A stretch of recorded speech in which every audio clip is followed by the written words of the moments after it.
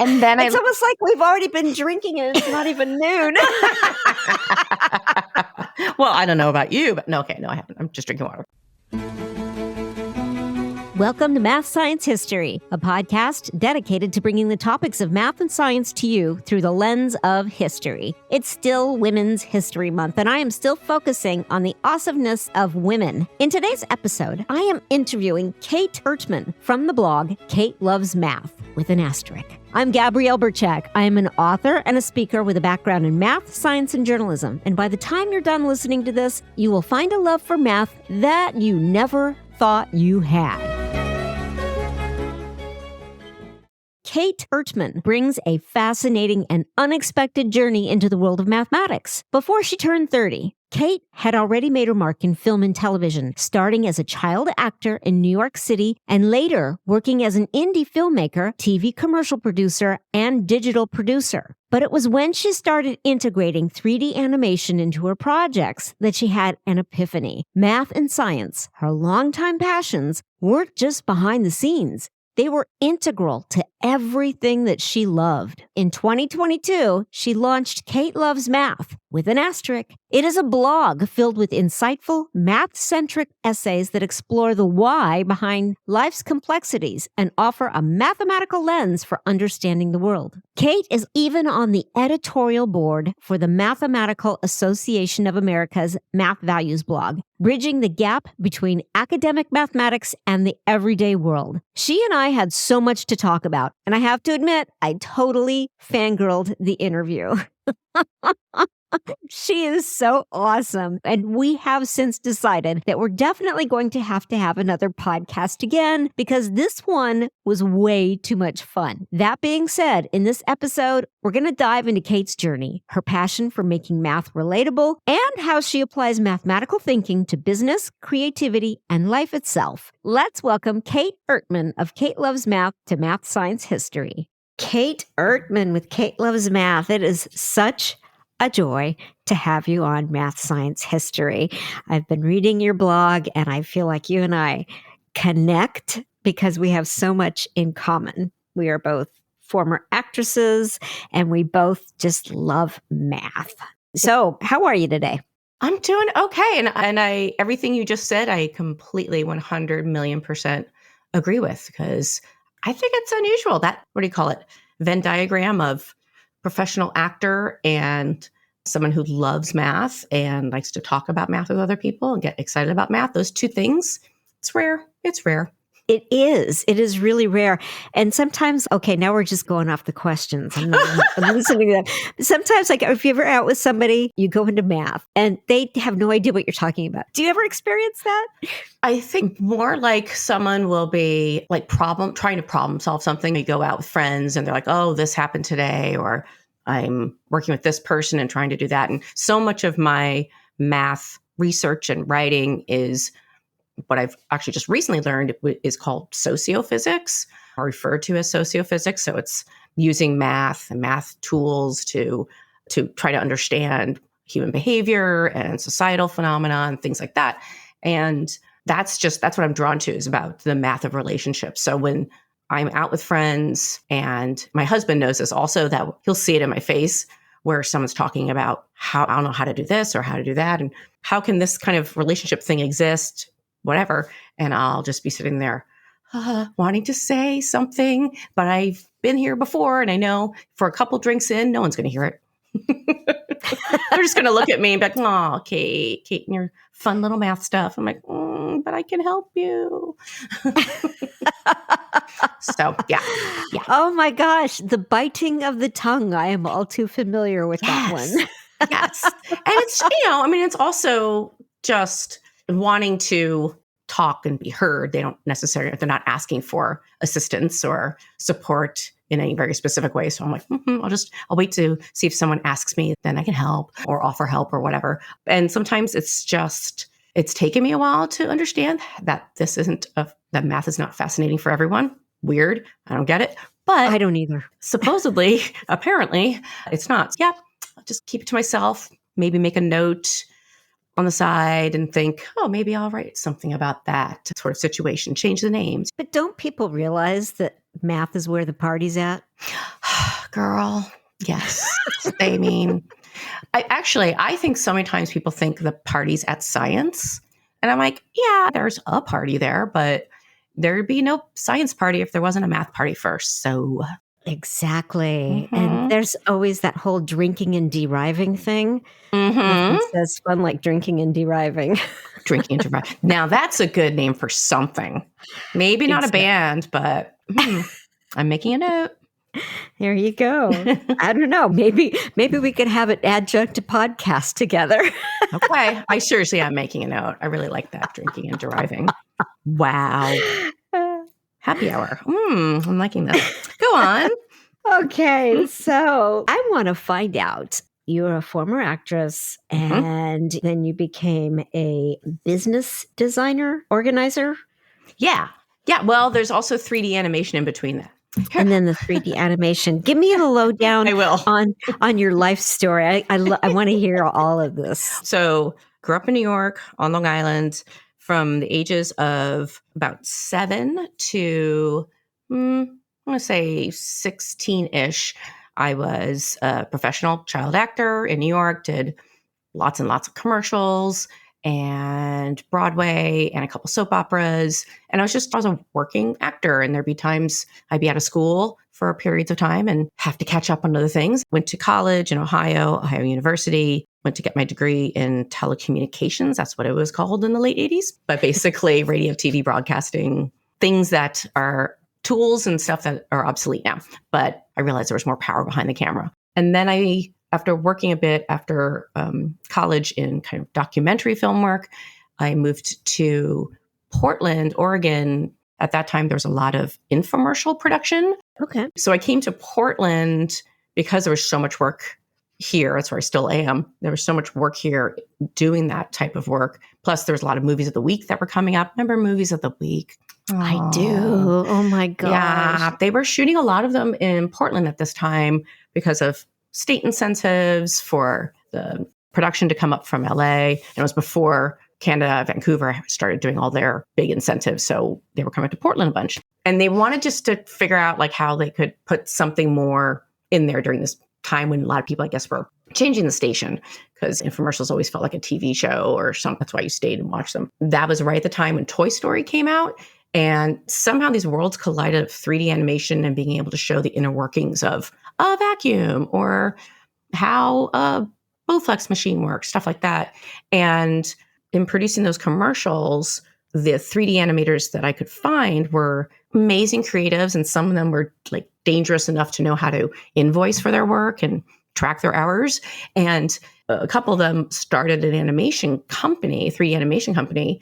And as so many things happen in life, you get asked a question at one point in your life that you're like, yes, I'm going to do that. And so I was asked to be their partner in this 3D animation company. And I said, yeah, I'll do that.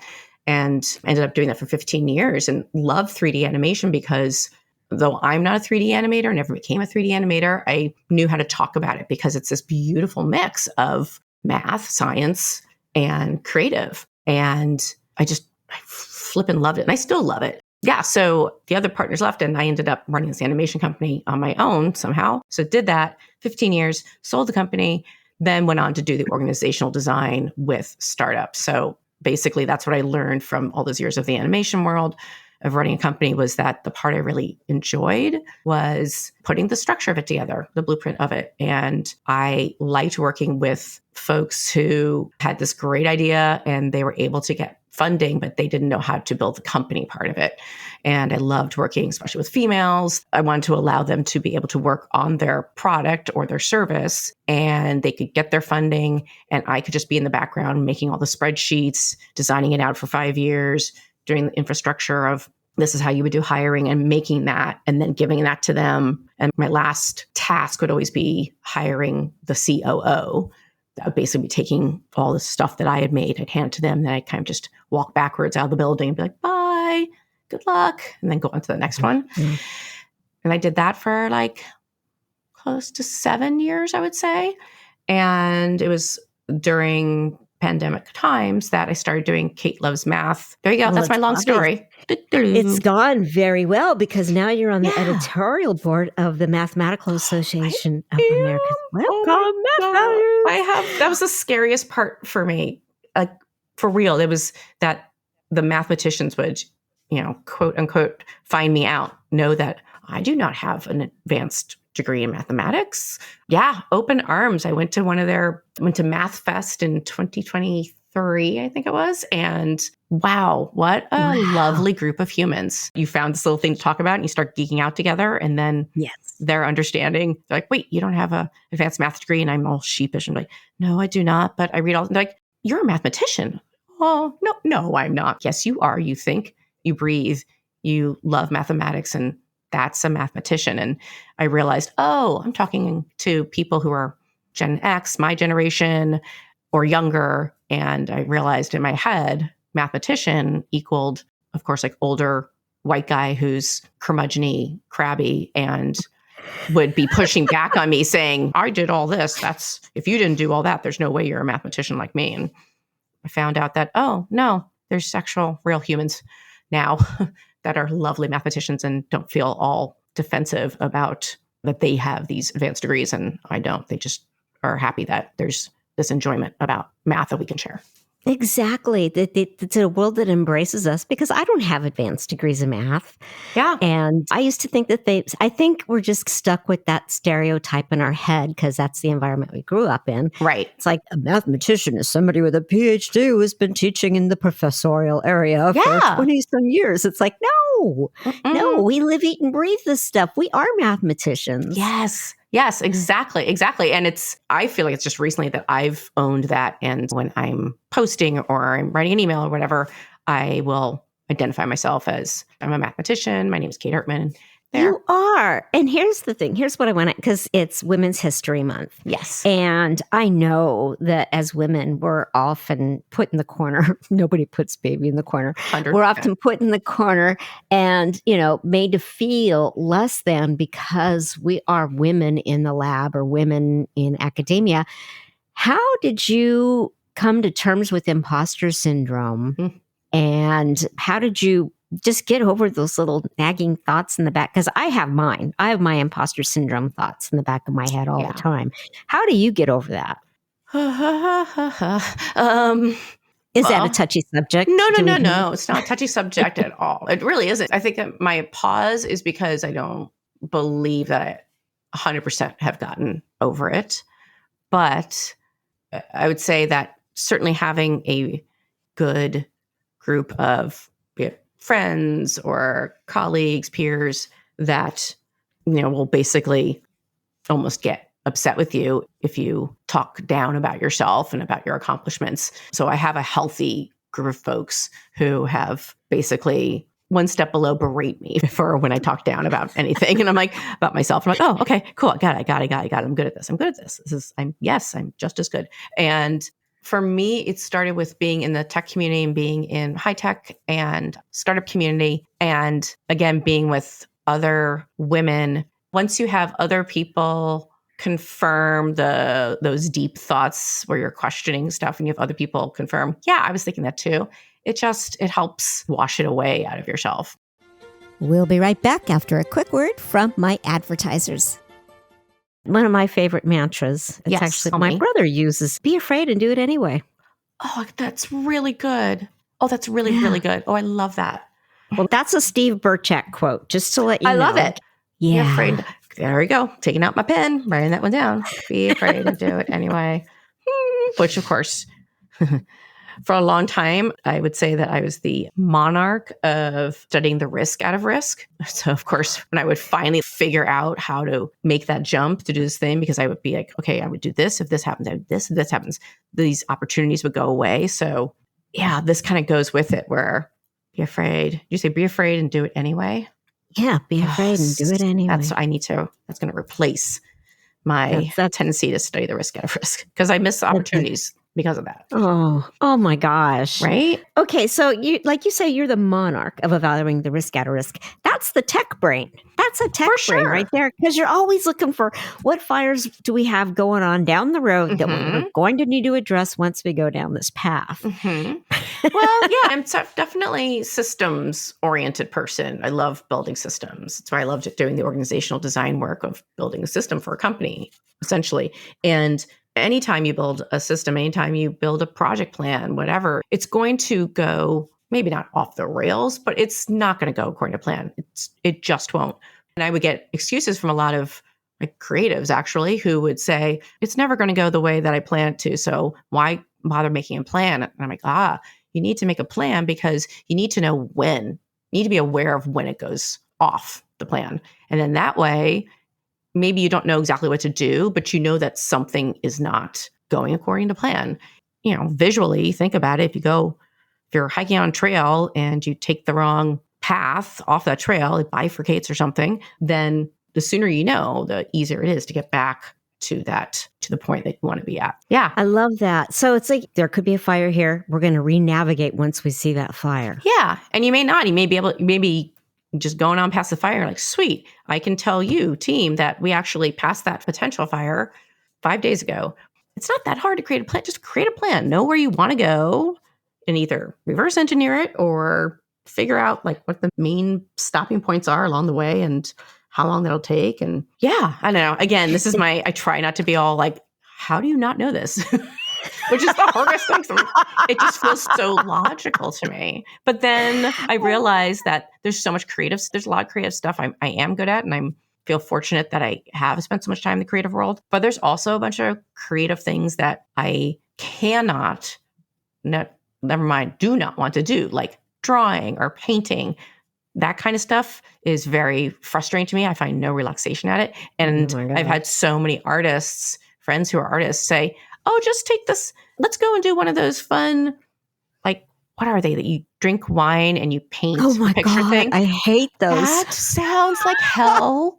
I never, ever want to do that. That was horrible. I did it once and I was nauseous, and it wasn't the wine that made me sick. It was the experience. Yep, exactly. I'm just like, this is not what's in my head. I can't do this the way I want to. Just be free with it, Kate. Whatever. It could be it. No, I will not. I can relax, but this is not how I relax. This, exactly. No. Give me a good math book and I'll sit down and I'm so relaxed. I'm like, oh, my brain's, this is stimulating and I can understand this. And then I can just close the book, take a nap, think about it. Oh, if I could use this, that's lovely. Gosh. Now, I love reading your blog. It is just so wonderful. And the asterisks. Tell me more about the asterisks. Well, if you hadn't realized it yet, I can go off on tangents a bit. And to me, they are important to the gist of a whole story. So most of my essays, have them. I think maybe one or two don't. And they are just those moments that reminds me of this. So it could be a reference to something in baseball, because I love baseball. And so it's something that's not integral to understanding whatever the main topic is of this essay. If you know me at all, and if you are someone who enjoys my little off sense of humor, that's where you'll really get a lot of my personality is in the asterisks. But let's talk about math. Okay. Those asterisks, you say they're not integral. But if you think about math, math has everything that we know about math to this point has been brought to us through foundations over the years, right? Yeah. So it's like our entire mathematical foundations are built on asterisks, on Kate's asterisks. All these asterisks have built up your blog, much like math over the years has built up where we are today. Oh my God. You're giving me the best. I can't wait to hear this podcast back, because I'm going to just rip out that part and then put that on the asterisk page of you describing that, because that's perfect. Yes. Like an asterisk, this part. Oh boy. Oh, the possibilities, opportunities. This is great. Yeah. Hit me in the right place there. I'm like, that is it. Yeah. That's what your asterisks are. They're foundational.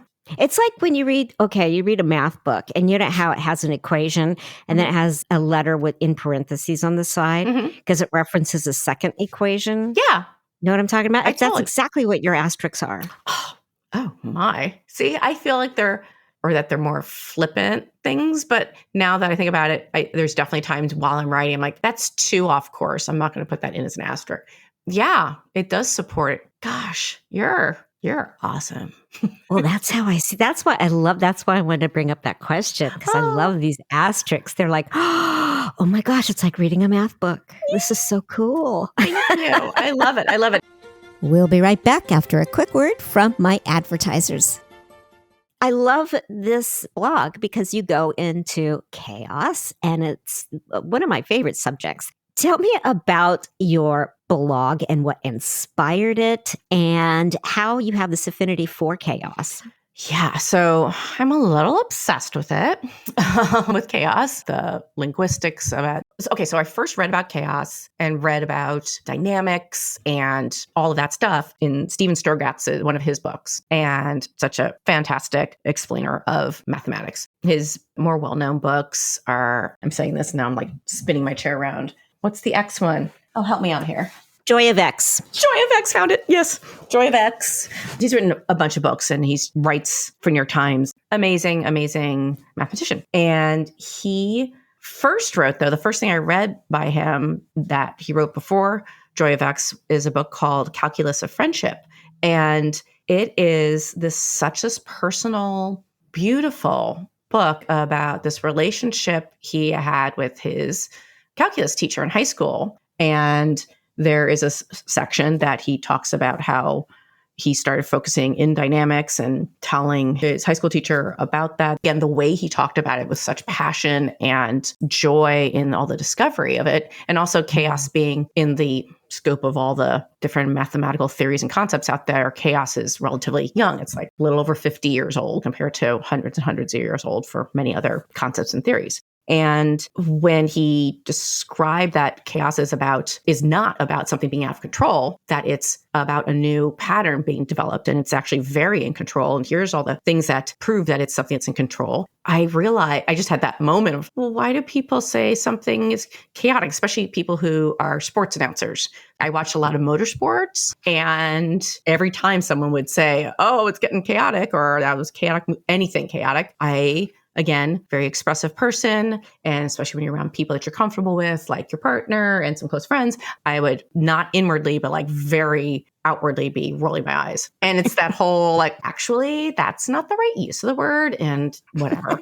Yes, I would do that. And it just became one of those, I don't know, glowing words in the sky that only I could see. I started just digging into it and teaching myself more and more about it and learning more and more about it. The big boom for me about it all is that, oh, chaos is not mathematical chaos. True chaos is not only about things being in control, that it's just a new pattern has developed, but that it has like steps to it. And when something does go chaotic, well, it doesn't mean that we outside of this that are watching it, it does not mean that we have no power. Doesn't mean that we put our hands up and say, oh, well, that got chaotic or it is chaotic. And what are you going to do? When chaos happens in real life, I so strongly believe that it gets me crazy. One, when someone uses the word chaos incorrectly, and usually they use it to incite people to get all, it's crazy, it's out of control. It's like, no, it's not. It's actually in control. That would be disorder. When you see something and you think it's chaos, no, it's disorder. Whole other story with disorder. But with chaos, not only does it mean that there's a new pattern developing, it means that you can actually evaluate it, see how far along it is. And there's all these different things of checking this. There's strange attractors and there's basin of attraction. And there's these very mathy words and mathy phrases that can be applied to real life that you can evaluate how far along this trajectory of chaos is. And you can do something to change. You're not going to change everything and you're not going to stomp it out, or it's not going to go away. Again, the train's left the station, but you can absolutely, most certainly nudge it to get off that little path that it's on, or you can change the outcome, the final outcome of where that trajectory is going. And so I believe we have power when chaos is around. And right now there's some chaos going on. Oh my gosh, I know. And all we can do is control our own chaos. But I love that you bring up nudging things. Yeah. It's the whole concept of when there's attractors in Yeah. chaos and how it creates a pattern that develops within that chaotic system. Yeah. And all it takes is a little nudge to Yeah. make it go in a different direction. So it's empowering, actually. What you're talking about is very empowering. I agree. So many times when something happens and that's upsetting, and certainly you feel like you don't have any control, but rarely, and especially those of us that have privilege and have position in the world compared to the majority of others, we do have power to do something. Is it easy? No. Do we have to make this nudge that we're going to do? Does that need to become a priority if we're going to actually, if the nudge is going to nudge and have a result that we want to have? Yeah, it's not going to be something you can just do, like you take out the garbage, like, oh yeah, I got to do that little nudge thing. No, it's going to need to be a collective, probably a community coming together to work on it together. But are we powerless? Absolutely not. We have power. We have power. Yes. Yes. Now, back to the concept of disorder. Do you think we have power over disorder? Nah. I mean, disorder is that disorder will happen. This all happens in complex systems, and events happen and they will be disorderly or they could be chaotic. And disorder is slipping on the banana peel. Disorder is a car accident or lose your wallet, whatever. But when it's a pattern, that keeps happening over and over and like an exact pattern. So I'll say to someone, yeah, you might slip on a banana peel every day, but unless that banana peel, I mean, one, wow, you're clumsy. Watch where you're going. But two, for it to be a chaos going on in your life with that banana peel would have to be in the exact same place every single day and same time. Like all the variables have to be exactly the same every day and the conditions exactly the same every time it happens to you. If otherwise, it's just disorder. It's still really annoying, but it's also a very common part of life. And the thing with disorder, I find that happens is that if you do get in a car accident a few times a year and it is in the same area of town, we have a tendency to want to avoid fixing something, not even fixing, avoid like trying to figure out the remedy to why that was happening. And just as humans, and instead we will do these workarounds that will usually take more time because you refuse to drive through that area of town anymore. So you're going to take the highway that goes around or whatever it might be. Or write the city so they put in a street light, let's nudge it. Exactly. And yeah, exactly. I mean, you can nudge in disorder, but it's much easier to just be like, la, la, la, just let it keep happening to other people. And I will go over here. And it's like, but nothing fixed what was happening there. So I don't know if you think about it. Could disorder possibly be an element of chaos that can be rectified through nudging? Could we nudge disorder into a state of chaos so that it is manageable? I know now I'm just throwing out ideas and words, but I could have an answer to that if I read my chapter on disorder because I can't remember off the top of my head. My instinct is to say no to your question because why, Kate? Why is it not? It has something to do with the dynamics of the system, how it's affected. Okay. But I don't know what it is offhand because my brain and memory are for shit. Well, it's not even noon. We haven't had our coffee, and But do you do that also? Like I do this. I actually relate to my husband, and my husband's a writer also, and he and some other friends who are writers. Where when you've not read something that you wrote for a while, like you put it out there, and then you come back to it and you read it, and you're like, "Damn, that's good." Oh my gosh. Lately I've been saying that a lot. I'm like, I obviously didn't write this when I had AI because this is really good. This is really good. I have gotten to the point, and I'm okay if this goes in the podcast. I have gotten to the point in writing as someone who has gone through menopause, which I don't know if I'm proud to say, but I know it's part of being a woman. We've fine. Survived it. Yes. Yeah. Yes, exactly. And I'm lucky I did not have a lot of outwardly physical things that came up for me that changed that were symptoms or results or whatever of menopause. But the big one for me was that the fog brain, and my brain just, it was amazing how long it would take me to write a simple email. Would take me truly 3 hours to write, and it was very, very frustrating. Anyway, one of the things that now that I'm on the other side of it, and HRTs, I love my hormones, don't take them away from me. The thing I started doing was when I would be doing research, I would start putting my initials, my own initials, but KE : and then I would write my notes, and then I would continue to research. And so I would know when I would go back and look at those notes, because I keep them categorized where I have things about chaos and where I have things about disorder, where I have things about parallels, whatever. I go back and I would read. I'm like, oh, this is research from this book, whatever. And then I would realize, oh, that's a conclusion I wrote of my own. And I know it's not from the book because I wrote KE next to it. But do I remember actually writing it? No, not at all.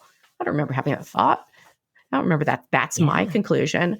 So, yeah, I had to I don't know what that's called. There's gotta be a name for it, of noting, like denoting or making, basically putting these little reminders down, like, no, this is your conclusion. Good job, Kate.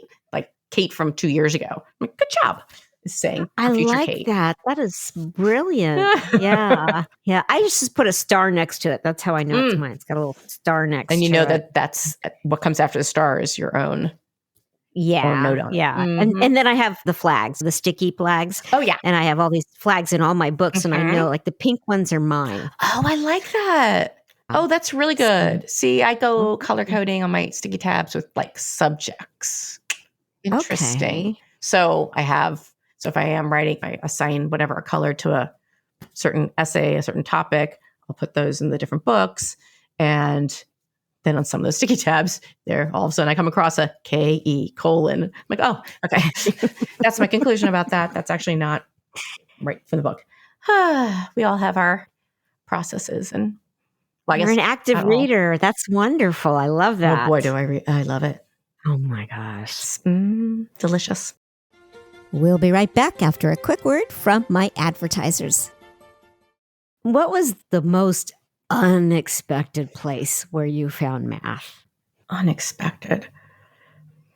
I do go back to harmony all the time, because not so much harmony and it is harmony. Okay, I'm just gonna put a line in the sand there. It is harmony. Okay. So, right. I would say obviously harmony. Anything having to do with music, there's math in it. That seems obvious to me. That, be it the notes on a scale or just so many different things are mathematical in music.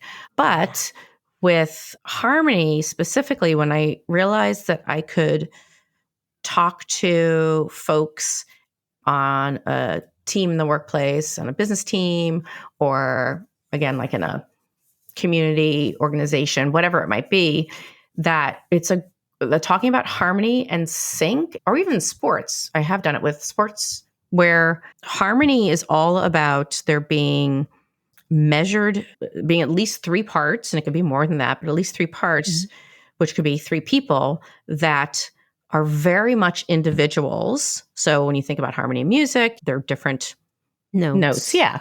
And that have a mathematical reason why that they sound so great together.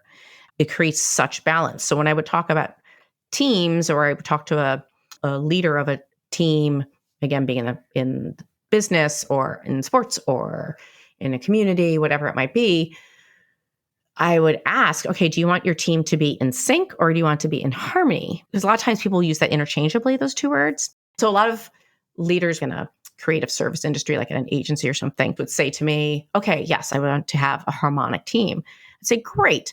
So the thing that you need to remember is that when someone leaves the company, leaves the team, whatever it might be, that means then the next person to fill that position is either going to need to be exactly that piece of pie that left. They need to be exactly that for that to be harmonious again, or folks who are left behind are either going to need to be able to take up that other part of the harmonic part that left. So if you then think about it like a barbershop quartet, there are others that can take over for that missing voice. And then I can go into a whole thing about how you write up job descriptions. You got to write them up so they're not about an individual. You need to write them about the responsibilities. But then I get into a whole nerdy thing about organizational design, and I'm not going to do that to you right now. Okay. Can I have another podcast with you? We'll go over organizational design because I love this topic. Cool. Wow. I love it. Okay. So I know we need to wrap this up, but it gets me thinking about when companies lose employees. Yes. Because when one person leaves, then statistics show if one person leaves, more people are going to leave. And then all of a sudden you got to restructure everything all over again. So this is going to definitely be another podcast. Okay, cool. Because I got so much to say about that. So yeah, awesome. Oh Next time on drinking and driving. Drinking and driving. I love it. It's such a great title. And it's Thank you. I just love because people are gonna be like, drinking and driving, that's not okay. Like, no. Drinking and driving. Deriving. And it's like a little wink. Ha, we're math nerds. Well, before we wrap up, how can people find you? How can they find Kate Loves Math on the interwebs or even your speaking gigs? Yeah, cool. Primarily, you can always find me and find my work at katelovesmath.com. So there's videos and there's audio stuff and, of course, all the essays. And there's the short stuff, my Mathnificent Wows, which are just one word, quick little bites of just this argument or whatever. It's just, here's the mathematical application applied to real life. There's that kind of stuff. But the socials make me angry because that stupid algorithm changes all the time, and or you're a B test while someone else is being A tested. Who knows? And just when you think you figure out, here's how I can use this to spread the beauty of math to others, it changes. So LinkedIn is a place where I communicate a lot and have great conversations. And then these days, I'm a huge fan of Blue Sky. It feels like the old days of Twitter, and I'm just making these relationships with some writers and mathematicians that I never could on other platforms.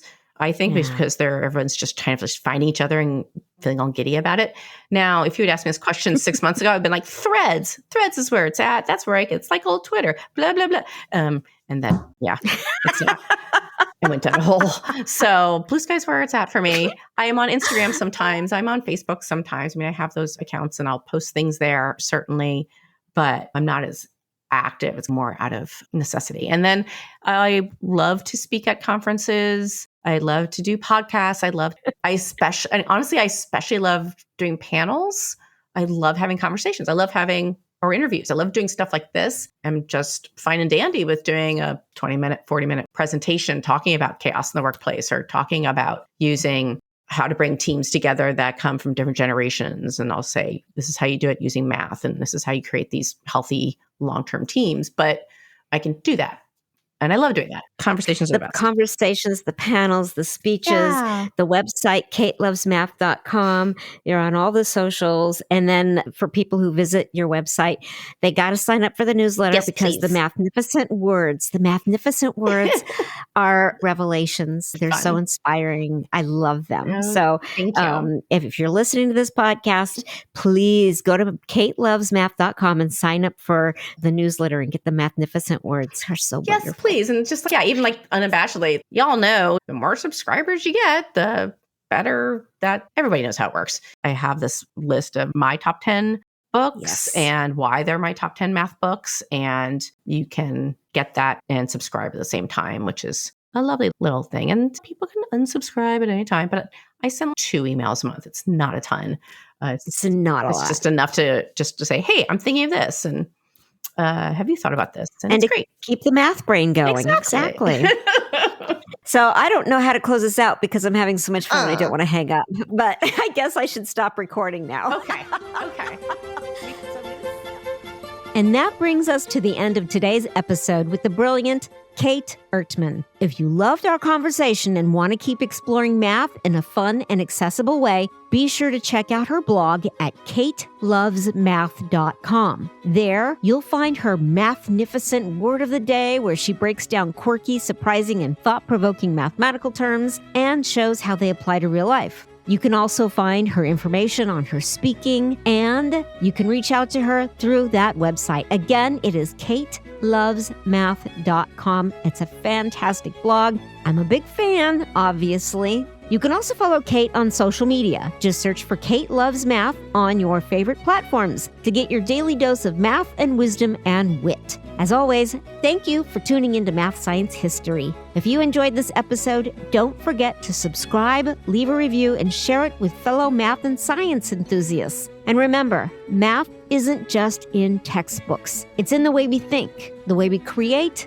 and the way we shape the world around us. And in today's case, it's also a phenomenal way to start a friendship. Until next time, carpe diem.